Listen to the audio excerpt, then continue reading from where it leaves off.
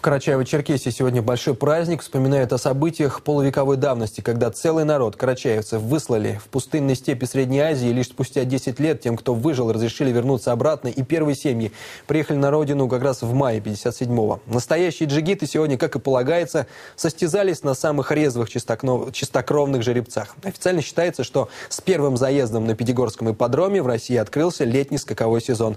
Семен Еремин с подробностями. На входе в ипподром каждому георгиевскую ленточку. И олимпийскому чемпиону по борьбе Чемеркину, и тому, кто приехал на Бентли, и тому, кто на трамвае. Под знаком предстоящего Дня Победы открывается летний скаковой сезон. Скачки на приз президента Карачаево-Черкесии.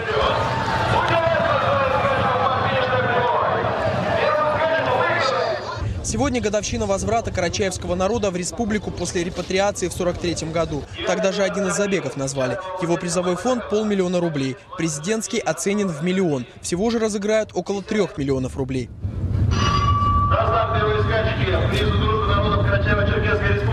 Есть на ипподроме и один неденежный приз. Вот эту машину, пикап, очень удобный и практичный для использования на конюшнях, получит победитель скачек памяти первого мэра города Черкесска Станислава Дерева. Машина, кстати, только с виду похожа на иномарку, на самом деле она сделана в том же Черкесске.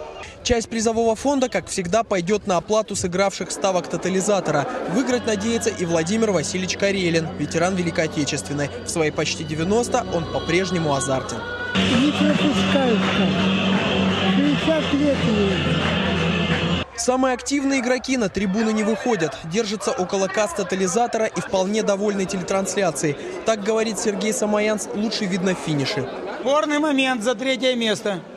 Просто-напросто люди ставили, которые на единицу, переживают. Шестерка наезжала с поля. И на финише они почти голова в голову.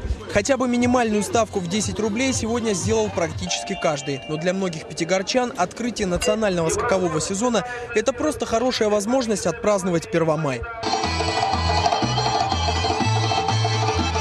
Концертная программа в перерывах скачек традиционно кавказского содержания. Опустеет ипподром глубоким вечером, не раньше 8:30. Так что шашлыки, которые готовят здесь, на расхват.